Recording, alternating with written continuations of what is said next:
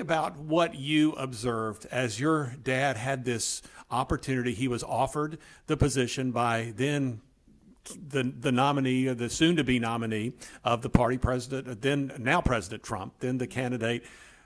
What are some of the things that you observed that he was going through as far as the process of really stepping into that potential role?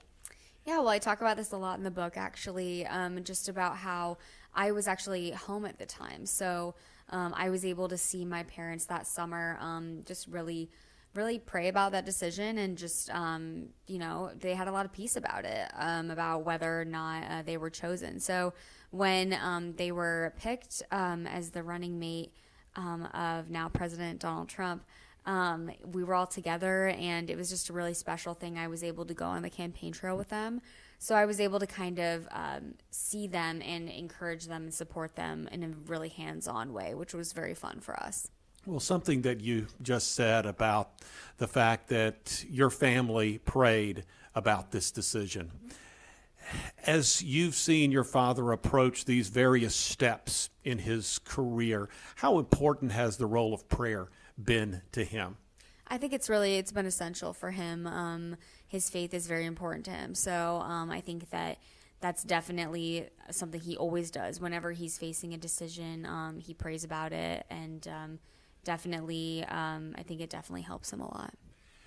How have you seen his Christian faith really inform some of the decisions that he's made, not only as vice president, but also in some of the other offices that he has held?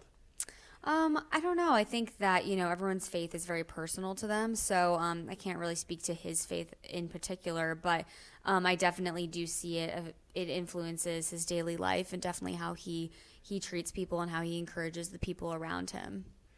Well, your father, obviously a very public figure. He was known to a certain degree as a congressman and a governor, but now on this national and international stage.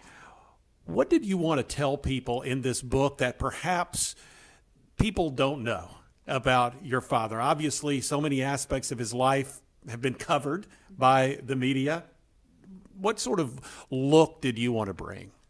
Yeah, I think I just wanted to share more of a personal side of our family, and some of those moments that we've had, from the campaign trail to before to after.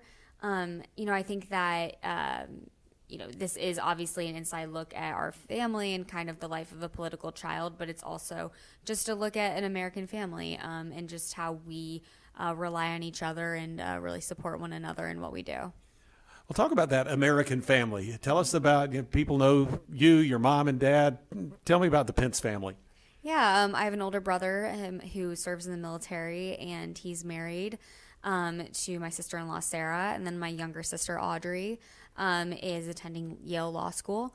And so then I'm right there in the middle. And so actually my parents had the three of us within 3 years. So we're very close in age, and we're also very close. Well, let's find out a little bit more about you. This is actually, how many books have you authored now? Mm-hmm. This is the second one, yeah. The second one, and of course the one before that being the children's book. You live in California. So tell me about how you really developed an interest in writing.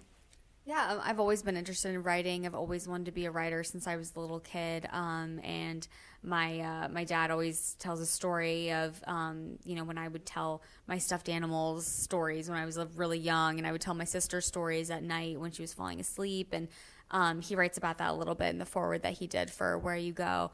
So that's just, it's always been something that I've always wanted to do.